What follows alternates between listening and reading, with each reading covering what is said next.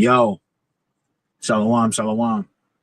First and foremost, I want to give call halal, Yahweh, Bahashem, Amashayak, Yahweh for giving me the spirit and power to do this lesson, and for giving me the spirit and power to wake up another day to show forth repentance in these last days as we get closer and closer to Jacob's trouble, the great tribulation period, whatever you want to call it. We need to be repenting and growing in grace, as says 2 Peter chapter 3 and verse 18. So I was formulating a lesson yesterday. I was thinking about, I was actually watching a video. In this video, it made me sad, but it made me mad at the same time. And it was a video of a woman, a little three-year-old little boy, Jake, of course, Southern Kingdom. There was a police call, and the little boy, they said the little boy said he was there by himself. And the police got there, and the mother still wasn't there. The little boy was crying. He was saying, "Where's my mama?" He just wanted the police to find his mama. He didn't understand how much trouble his mama was about to be in. Right? He didn't understand that. And I'm examining the video. It made me mad because she did leave her son at home by herself. Her claims is that she went right across the street to her mama's house. So, it made me mad, But what made me even madder is how the police was acting with her, as they're figuring out what's going on. They did, first of all, they never comfort the little boy. They didn't hug the little boy. They didn't say, calm down. They didn't say, we're here to help you. They didn't say none of that shit. They didn't even go near the boy. They was just asking him questions from a distance from the door. Like, where's your mom? While they got flashlights all around the house. You know what I'm saying? And it's just these signs, it's like, it's just ridiculous, man. But okay, so the mom finally gets there, and she like, so what's going on? And they like, your son called the police and said he was here by himself and he was looking for you. She said, oh no, I just went across the street to my mama's house. The first thing they asked her, you wouldn't have some ID by chance? So they want to ID her, they want to identify this woman, which is, when they do that, you can clearly tell why they gonna, issue the mark of beast is so much easier. People can't say they left their ID at home and none of that shit. But she went to the back to go get her ID, and the way that they was smacking their lips, they was rolling their eyes, and the way that they was handling, her answers. And of course, like I said, with the little boy, it made me sad because you can clearly tell they still don't give a fuck. You are crazy if you think these white people don't pull up on you and they see you in these horrible ass conditions, where they see you in this situation where they can look at you and be like, bro, you stupid. You crazy if you think they not thinking about what they did, that they're a part of the reason why we act so retarded as a people. They are a big piece of this puzzle, and they are in denial about it. But you got to look at it like this. We've been watching Esau, the chief adversary. That's what it says in Psalms 83. It says that this nigga is the chief enemy of the nation of Israel. This is why the whippings that we got, bruh, this is proof of Esau's hatred through us from Genesis 27 and verse 41, where we stole the blessing. Well, we didn't steal shit. He gave us the blessing and regretted it, but it all goes back to that, man. So this is a generational hatred that they have, bro, and there ain't nothing you're going to be able to do about it at all. But we watched this nation whip our ass for over 200 years, as if it ain't no mental change that comes with it. I mean, and I was meditating on it so much. I'm sincere about this. I was meditating so much, I even went and Googled. I said, what would happen if I abuse someone for 20 years? I just said 20 years. That's all I said. And I started looking at, the characteristics and the things of how they would act, the suspect and the victim. You got to understand, we use terms like Stockholm syndrome or trauma bonding. You got to understand, just as bad as it changed us, them whipping our ass the way that they did, it also changed them to think that they can literally do that whenever they want. And that's why you still see them call on God, because they really are uh connected with full on connected with the law that they believe. Like we're not the apple of the most high God's eye or something. That's why Trump, he just announced the other day, he said, I'm gonna stop the war with Putin in Ukraine because I want to make it into heaven. Like, so they can, he's deporting people, separating people from their family, killing them, alligator Alcatraz, bro. He's still in his mind think he can still get to heaven. That's because he's been doing this shit for so long, he's gotten used to it. And he still think he can serve the most high. That's how deep this shit is. The same way with your people. When you look around at your people, you see how jacked up your people is. And then you'll be like, damn, this dude don't show us no mercy after all the whipping, lynching, all the trauma that this dude then put us through. He still look at us the same. Like he hate us. He still look at us like we deserve to get our ass whooped some more. He's still looking at us like this, man. After, I mean, you gotta just think like, like victim, suspects falling, they haven't pity or compassion on a victim at some point in time. It's like, damn, bro. And you start treating them a certain way. You start getting them food that you get. And I seen this on the movie Cleveland Abduction. You know what I'm saying? He started falling for the victim. You know what I'm saying? That's most likely, that's kidnappers. That's their downfall. It's falling for the victim. But the point still stands. This dude don't have an ounce, a bit of mercy or compassion in his heart, man. He just don't. All right, but we use the word Stockholm syndrome and trauma bonding. All right.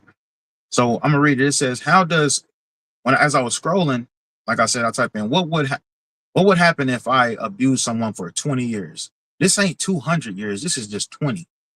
So think of 200 years. But I scroll down. It says, how does abuse affect a person? Abuse, regardless of type, physical, emotional, verbal, or sexual, and they've done all of those things to us. It says, can profound and lasting negative effect on a person's mental and physical health. Relationships, see that? Even our relationships with each other, with the man and a woman, Esau didn't buck break the man so much, the woman don't even trust in the man, her man no more. Esau gave her benefits and made it her really think, like Social Security, food stamps and all the housing, Section 8. He's been giving her that so long that she no longer even wants him in the house anymore, to the point where she thinks this shit is normal. She thinks it's okay. But this is the evilness in high places. This is the evilness that the scriptures is talking about, and Esau's name is written all over it. So it says, mental health, physical health, relationships, and overall well-being. These effects can manifest both in the short term and long term. So I'm gonna get the long term because that's the one that really matters. It says mental health conditions increase risk of depression. When you look around, that's why our people all on Facebook trying to be something they not. First of all, they stripped everything from us, and then they oppress, suppress. They do everything in a book to us, man. Still to this day. I'm reading this Jim Crow book. It's called Jim Crow in Moderation. And Jim Crow is just simply like an executive order. You have the Constitution that tell you slavery is banned, but then you would have an executive order where you have things to go, loopholes to go around it. Like, for instance, when you look at the book of Esther and you look at King Ahasuerus, through Haman, he decreed that all Jews be put to death, right? That was the Constitution. He constituted that. He signed it with his ring on paperwork. And then he found out what Haman did. And then he regretted what he did, but he said, that's the record of a king. Like, he can't take it back. It's set in stone. So what he did is he wrote an executive order and made it to where the Jews are to fight back. And he gave them the weapons to do so. So it would die down real fast. They wouldn't probably even get started because they know the Jews go hard when they got everything they need, right?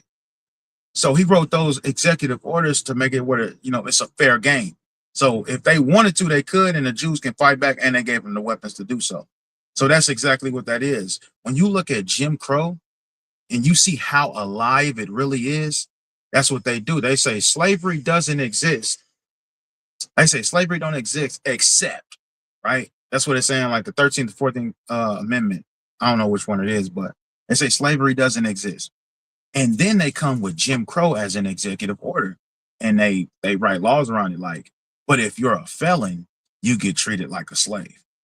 That's why when a man is a felon, he can't get a job. That's Jim Crow. They treat you like the slave you once were. That's why when you get pulled over and you're a felon and you've seen it on TV, you'll probably be in a car with somebody. But most of the time, like depending on where you at, like California or Texas or something like that, they'll pull up on a car drawn. When they run his name, they will pull up on a car and draw out their guns and make them get out the car and walk backwards to them.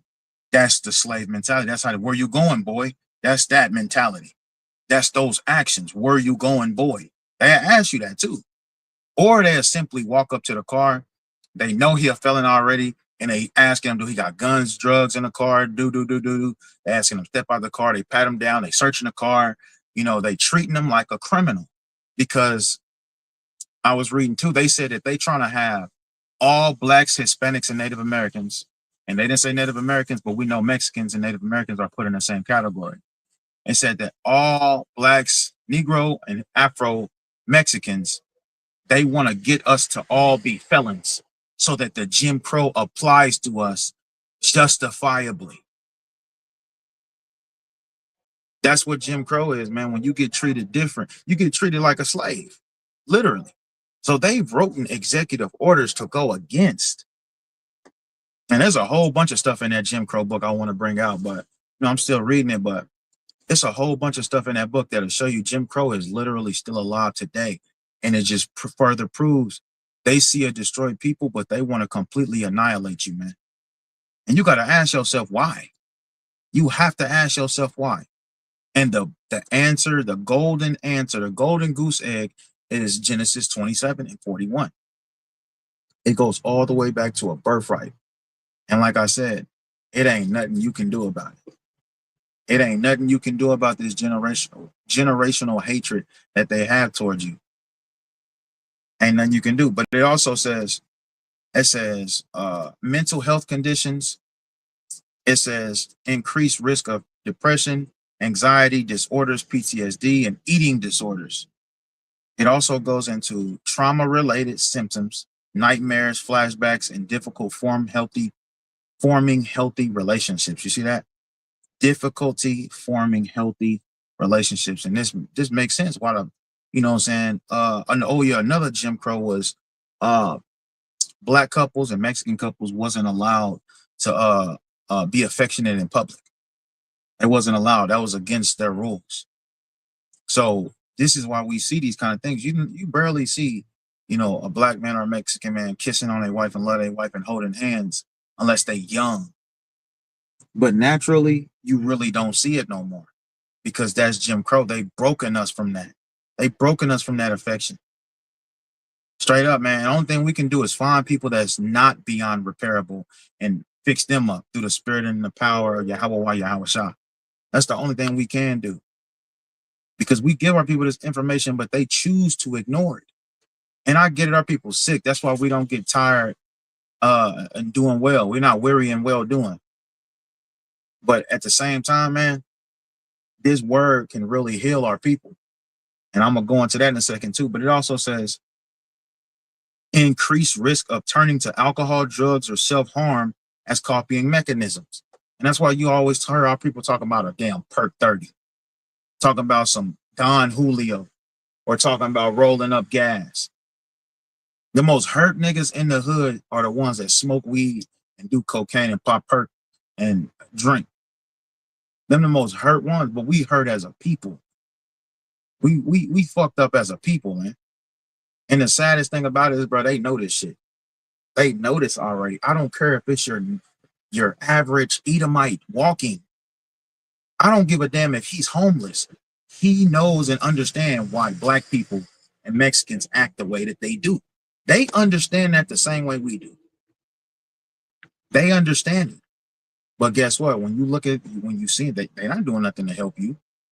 They're not coming up with schools and programs just helping you with your trauma. They should spend billions and billions of dollars to get us back, or allow us to catch up to where they are. And I ain't talking about financially. I'm not talking about, because we can do this shit on our own, honestly. If you leave us alone, we're gonna do it. We're gonna get it done. I'm talking about mentally, man. Really getting back mentally and spiritually. We don't need them to do that, but they have to keep their foot on our neck so that we don't, because we'll pass them. Point is, they understand clearly what they are doing to us. But you are gonna, we as a people did increase in these things. This is trauma bonding. This is Stockholm syndrome. And we still say, nah, he all right, man. Leave him alone. Bro, you don't understand your history. They are literally mocking you, bro. I just seen, they just created the movie Emmett Till. You'll be like, bro, why the fuck are y'all trying to make us relive this shit? This little boy was 14, got battered to death by a gang of white men, got shot and stabbed, had an open casket because his parents said they wanted everybody to see what they did to her son as a testimony, as a witness. And you couldn't even recognize his face. You didn't even know that was him. That was that little boy. 14 years old, this happened to him. And they coming out and making a movie called Emmett Till. And they back to get billions of dollars off of it. And guess what? You don't get none of it. That's called mockery, dude. They're making you relive trauma. We got to look at all this shit like that. There's other shit to make. Like, show us how the good book, man, is real. Use them fucking 3D and all that technology that you got, and show us how the good book is real. Show us the miracles that the Most High did in the ancient world. That's not their objective. Their objective is to finish the job. So it also says, increased risk of cardiovascular issues. It says, feeling shame, guilt, and sense of powerless. And that's our people. That's our men, and that's our women. We always yelling power to the people, but we don't really feel that, because as soon as they pull up, we back down. That's not power. That's why we got to come back to our natural roots, which is the prince of the power of the Most High God. That's who we are. The prince of the power. That's who we are. Our power, our source comes from Yahweh Yahweh Shah. And guess what? They know that. Their biggest secret in America, the biggest secret that the white men know, white man, woman, and child, they know today is I'm talking about like the biggest secret. I ain't talking about them bombing Iran and nobody knows, dropping nukes here, nobody knows, stealing files from here, nobody knows, secret co-op missions. I ain't talking about that. I'm talking about their biggest secret is they know who you are. They know you are the Jews of God. They know that. Hitler told their ass. And I'm not saying that they knew before that. But the most recent, most famous person, of they people was Hitler. And Hitler told them on his deathbed, there's a letter. He said that they are the Jews of God. He said, this letter that I'm writing is going to start a war once people see it. Straight up. Right? But you got all of these different traumatic things that happen to us as a people. It also says, struggling to form healthy relationships and maintain intimacy. This is like, man, when you look at all the domestic abuse that our people are going through, bro, he is a big ass piece to this puzzle. Believe it or not. You can say, man, we can't just sit there and keep blaming him. Bro, they're doing the same exact things they did back then. There's just more enhanced and advanced.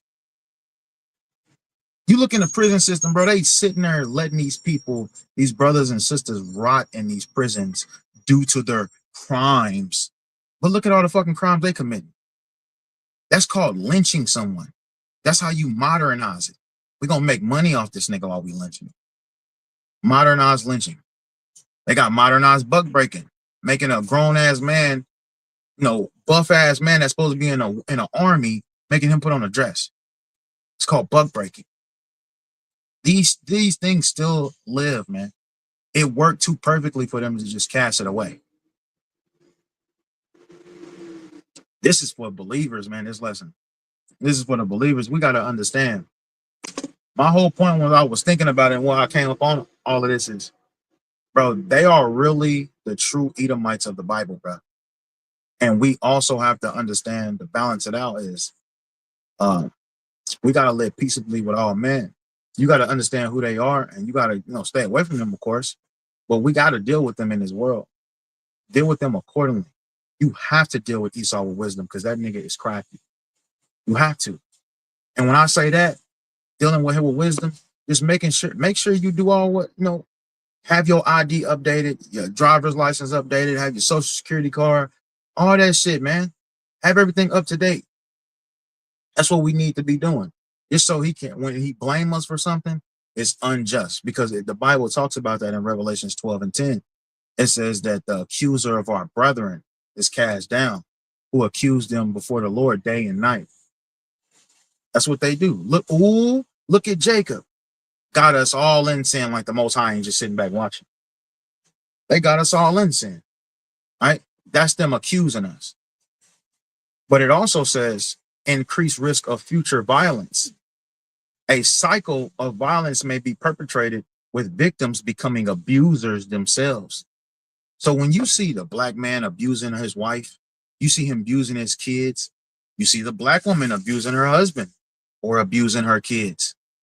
This all goes back to the trauma bonding that they did to us.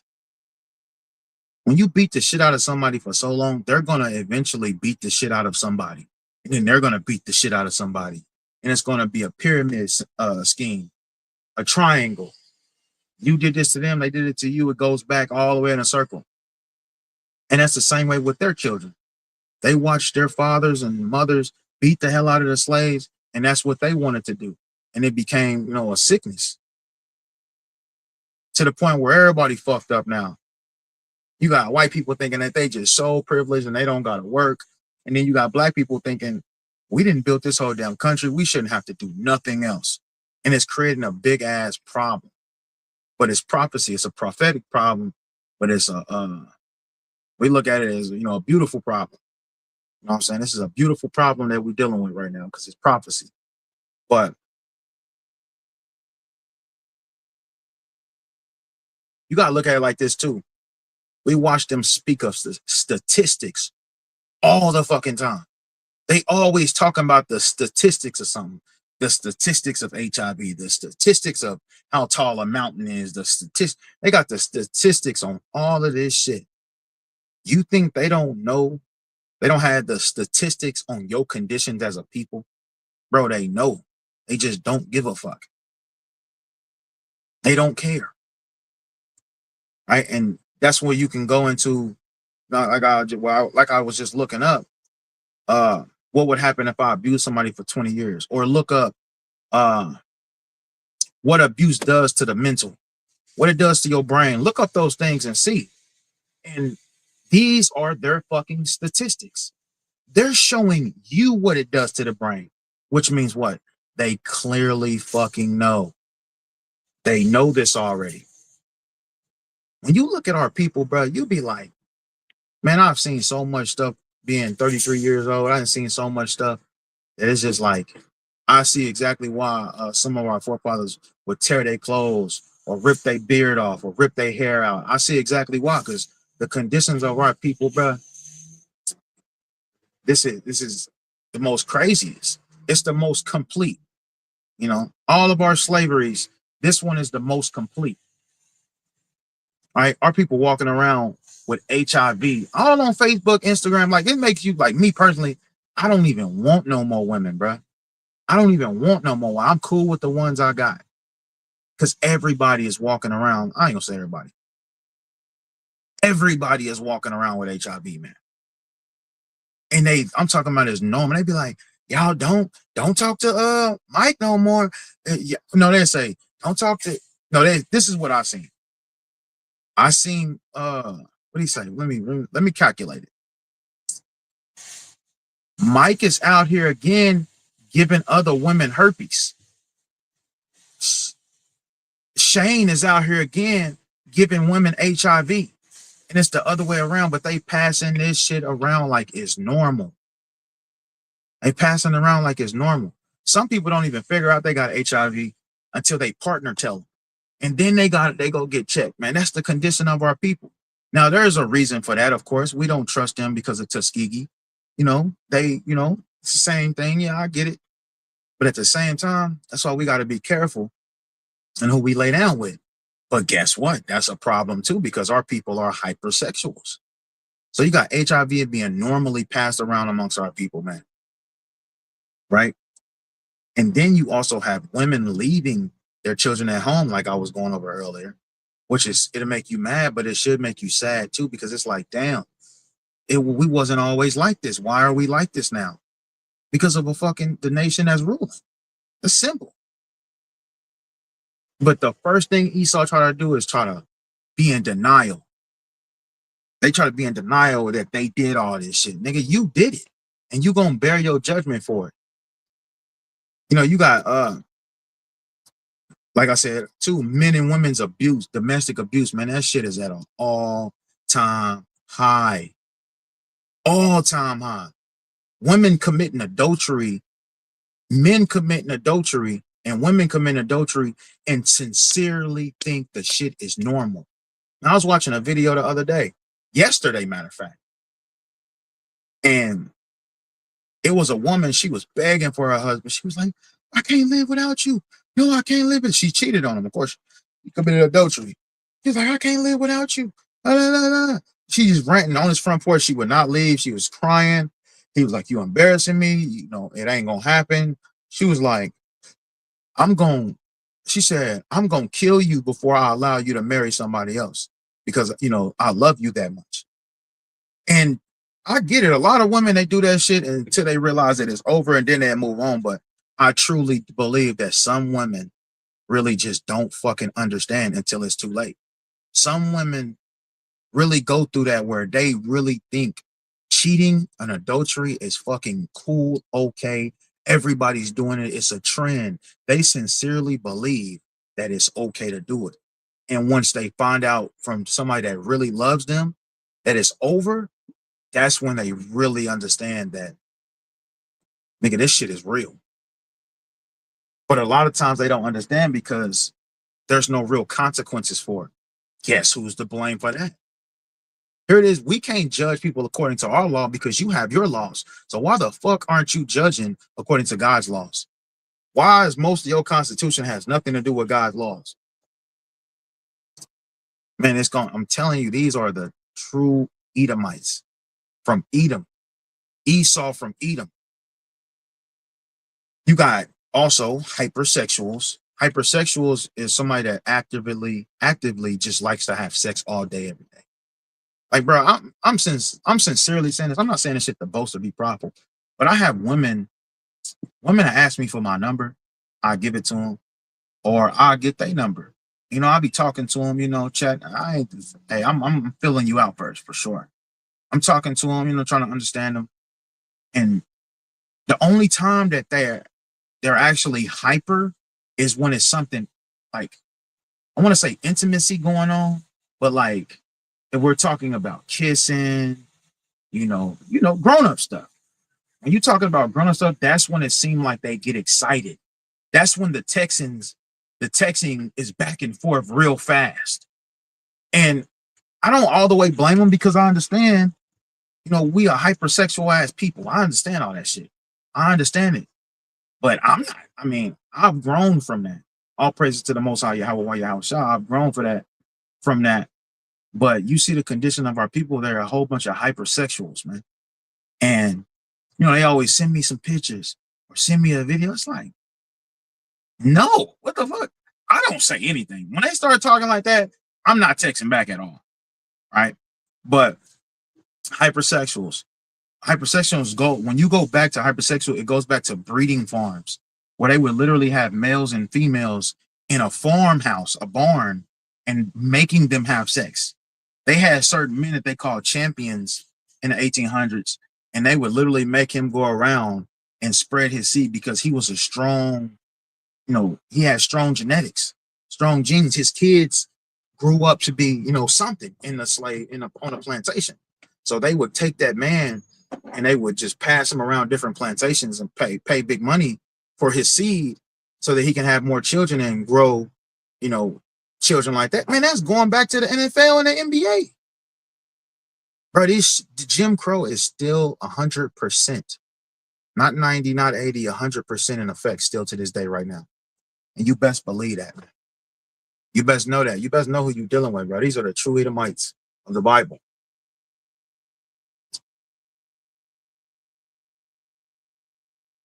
Even, so let me get this scripture. And when you look at it, when you look at us as a people too, when you look at like fucking entertainment, because I be seeing that a lot, like on social media, our people got that strong spirit to just want to entertain and fucking dance all day. You know what I'm saying? And doing that, they trying to get somewhere in life. And what it does is it makes them crave a certain lustful and sinful mind frame to get where they want to get. But our people is just a whole bunch of fucking entertainers, man. A whole bunch of entertainers. And our people don't want to really work for, what they got. And we ain't talking about just slavery. It's like, bro, they're never going to understand if they beat your ass for all these years and they need to just pay you millions and millions of dollars. It's never going to happen like that, bro. So you have to work. You have to take that as an L, which is not an L, it's actually punishment. But you got to take it and just like, man, you know what I'm saying? Let the Lord's will be done. Straight up. All right, so when you get Ezekiel, because this is how we know God is real now. I only got a couple of scriptures. I might have to do a part 2 on this because I'm running out of time. When you go to Ezekiel chapter 37, right? And 10, it says, so I prophesied as he commanded me. And this is, like I said, this is how you know God is real. He said, so I prophesied as he commanded me, and the breath came into them, and they lived and stood upon their feet an exceeding great army.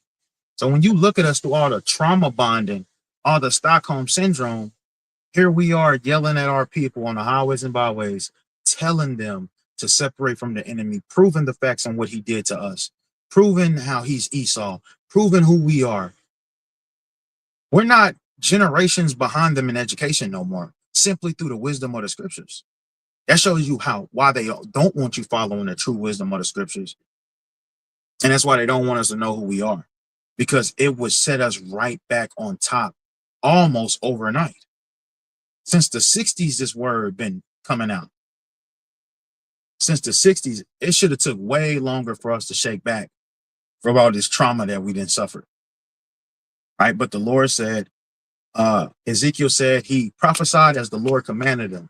The same thing we are doing on the highways and byways. We're prophesying as we're commanded.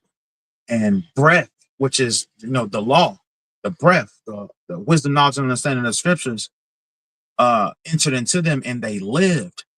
That's what they tell you in Baruch 4:1.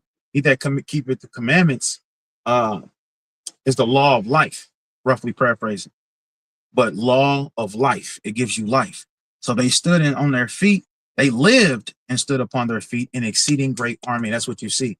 Whether these different camps disagree with each other or not, the Most High is going to do something to make everybody stand side by side with each other. He going to do it. I believe he's going to do it. All this camp banging and all this shit, that shit is for now. The Lord, he knows he can snap his fingers and make everybody get in line. And I believe that's what he going to do. I just don't think we're going to be under the banner of, yeah, I'm this camp and I'm that camp. You're going to probably speak on how you come from that camp, but it ain't going to be what it is now, right? When you go to Revelation chapter 11, end time prophecies, Revelation chapter 11, it says, and after 3 days and a half, the spirit of the life from God entered into them. See, the same thing as Ezekiel 37 and 10. And they stood upon their feet, the great and great fear fell upon them which saw them. So they see us bringing out all this information that they even forgot about because of the trauma bonding. They normally living like this too.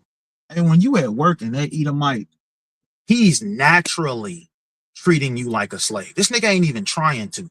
He's naturally treating you like a slave. Why? Because they're used to it too. And that's another reason we go out to the highways and byways. Tobit chapter 13 and verse 3 says, confess him before the Gentiles and let him know, I'm saying this, adding to it, and let him know that he is our God. Let them know, Salakia, let them know he is our God. Let them know that you touch the apple of the Most High God's eye. That's what I want to add in there. You touch the apple of the Most High God's eye, you got to pay for that, big dog. And this is where this great fear is coming. They like, oh my God, these are the children of God. These are the people that we beat the hell out of, that we're blaming for everything, that we're doing this and this and this too, poisoning their food. You know, we're doing all of this, separating the families. The strangeness of our salvation, this is what they're going to be thinking. And then it's go time after that. It is go time. So when you go to Psalms chapter 50, right? One more. Psalms chapter 50. And when you read verse 19, thou givest thy mouth to speak to evil, and thy tongue frameth deceit. See that? That's Esau. Lies, man, and evil and deceit. Thou sittest and speakest against thy brother. Esau did this to Jacob. Thou slanderest thine own mother's son. Esau did this to Jacob. These things hast thou done, and I kept silence. Thou thoughtest that I was altogether such an one as thyself. You see that? The Most High is explaining this. He said, you thought I was on your side because it went on for so long. You thought I was on your side because nothing is happening to you for what you're doing. Anybody would think that. That's why a lot of people get sloppy in their work, because they start getting used to what they're doing. They start getting okay with what they're doing. Even if they, they understand the consequences, they still just like, man, oh, well, I'm already too deep in it. That's their mentality. They're like, we ain't turning back now, because then we're going to have to submit to them. And we ain't doing that. They ain't about to beat our ass like we beat theirs. So they're going to do whatever in their power to finish you off, finish the job. So the Lord says, but I will reprove thee and set them in order before thine eyes. And that's what we looking at. All this beating they did on us, all this shit that their statistics is telling us how it will make us. Look at the ones, I'm talking about the ones that's in the knowledge of the truth. Look at them. We talking about hustlers, hoes, killers. We talking about brothers that we would call can't get right. These brothers is shaking back. Do you understand? I see it personally from our camp, but I see it within other camps too, bro. We always teaching other people that ain't a part of our camp. We always having counsels with people that ain't a part of our camp. We see what's going on, bro. These brothers crave to do better now. That's all the power of Yahweh Yahweh Shah. That's how strong this word is. You can be 11 financially. I know financially we 11 generations behind, but reading the scriptures and doing what the scriptures tell us, we will catch up, obviously, like it ain't nothing. And that's what we doing. We catching up to them, and this is where the great fear is falling upon them. But the same way that they didn't care, the Lord says the judgment that you give is going to be meet unto you. So we don't give a fuck either. We don't care about y'all people that's out there struggling on the highways with a sign holding for money. We don't care. We don't care about the things that y'all are about to have to suffer in America. We don't care. We don't care about none of that shit. You can forget all that, and that's all the Spirit of the Lord. Believe it or not, that's the Holy Spirit looking at it like that. Because the Most High God said it's a righteous thing to recompense tribulation to them that trouble you. Straight up. When you go back, right? All these things, when white police officers show up and seeing these conditions of these people, they These police officers, when they pull up to these situations, bro, they understand clearly that they are the cause of all this fucking trauma. They the cause of it. And they be trying to hide under things like the word justice. You know what I'm saying? They be trying to hide for like they're under, we're just trying to serve our country and we're trying to make America great again. They trying to hide under shit like that.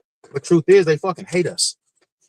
And it goes back to Genesis 27 and 41. They see us like that in that condition, and they still treat us like we did it to ourselves. They still slamming you on the ground. They still putting those guns to you. They still tasering you. They still chasing you. They still doing poisoning your food. They still feeding your children lies. They still doing all this shit though. Because the truth be told is they are the true house of Esau, man, whether you want to believe that or not. And they will never stop hating you, bro. Straight up. So let me go to Genesis chapter 27. Genesis 27 and 41. This is where it all began. And Esau hated Jacob because of the blessing wherewith his father blessed him. And Esau said in his heart, the days of mourning of my father are at hand. Then will I slay my brother Jacob. And that's exactly what they've been doing this whole time through generations, to the point where they are used to it. What Edomite nation did not come for, what Edomite nation that didn't come for our people? Even when we was trying to go in a Torah, when we was trying to go through Esau's land, Esau was like, hell no. Nah. In Exodus, Esau was like, nah, go around. Go around. I mean, damn, you ain't gonna let us pass through? Nah, go around. So this hatred goes, man, this hatred is far beyond your comprehension, man. This beef, this war is nothing you can stop. It ain't no specific Edomite that you're gonna have to go to and get rid of or give a speech to. And he's gonna be like, all right, man, let's stop this shit, man. It's been so long, it become a natural hatred. It become a natural hatred. Like I said, this is a generational hatred though. But let me get these couple of scriptures right here. So when you go to Sirach chapter 6, and this is something for us, the believers. Sirach chapter 6 and verse 13, because understand you have to live amongst these people. Don't give them no personal information, no. Don't go in a secret place with them. Don't go fishing with a group of Edomites. That's what I'm saying. Don't go fishing with a group of Edomites because they lay for your blood. And they understand also there is a big possibility you will come up missing and they will not look for you. And they won't get charged for it. They think like that still. Esau craves hunting. So it says, Sirach 6 and 13, separate thyself from thy enemies and take heed of thy friends. I am being your friend right now and telling you, separate from your enemies and take heed from your friend. And the scriptures already told us who our enemy was in Deuteronomy chapter 28. And ye shall be sold unto your enemies for bondmen and bondwomen. Shit, some people of our nation we got to separate from. But this is talking about the chief adversary. I'm using this scripture for the chief adversary, Edom. The worst of the worst. When you go to a couple scriptures over, Sirach chapter 12 and verse 10, it says, never trust thine enemy, for like as iron rusted, so is his wickedness. Slowly but surely. Iron rusts slowly but surely. You keep putting that water on it, though, it's going to rust faster. And that's what we do. We throwing water on all this metal, and it's rusting it up, and it's revealing who he really is, man. That's what we're doing. We're revealing his true nature. We teaching the Bible, and they mad at us, want to get rid of it. That's another thing, too. Goes into trauma bonding, is all this time, and you can watch movies on this, is they always felt like you were inequipped to teach the Bible. That's why it's so easy to shun us and tell us we're teaching a false doctrine, we're teaching hatred, because they're not used to us teaching the Bible correctly. And it scares them because they do know it's judgment in this book. But that's how the pagans always been. They've always mixed up the Bible without any fear, changed up things, the context of things without any fear. Talking about some slave, obey your master or be punished. They always changed it up and looked at it, those scriptures like that. That's what pagans do. That's why they turn Jesus into God. That's what they would do in the Greeks and the Romans. They would do all that shit, that kind of shit all the time, bro. Where Zeus, son, Jesus, not Salakia, Zeus, Hades, and Poseidon, they all got together and killed their father, and then Zeus became the heir of the throne. Zeus became God. Man, come on. That's always been their pagan beliefs. That's why the scriptures tell us never trust thine enemy. It says, though he humble himself and go crouching, yet take good heed of him and beware of him. Thou shalt be unto him as if thou hast wiped a looking glass. Thou shalt not know that his rust hath not been altogether wiped away. When you go digging and searching, you will see that this dude is still evil, man. He's still evil, right? But we are commanded to live peaceably with all men. I have to go, man. I wish I can continue, but the Bible does tell us to live peaceably with all men. How do we do that? By simply obeying the Most High God's laws, statutes, commandments. Proverbs 16:7, it says that when a man's ways please the Lord, he maketh even his enemies to be at peace with him. So you can, of course, you're gonna have those times of that, that chastisement or even punishment through them. But ultimately, the Most High will make you have peace with them if you please him. So if if you having a hard time with, Esau, the nations putting too much oppression on you, you know what I'm saying? Check that out. The Most High God will make your enemies be at peace with you when you pleasing him. So do more to please the Most High God, man. So until next time, I say shalom.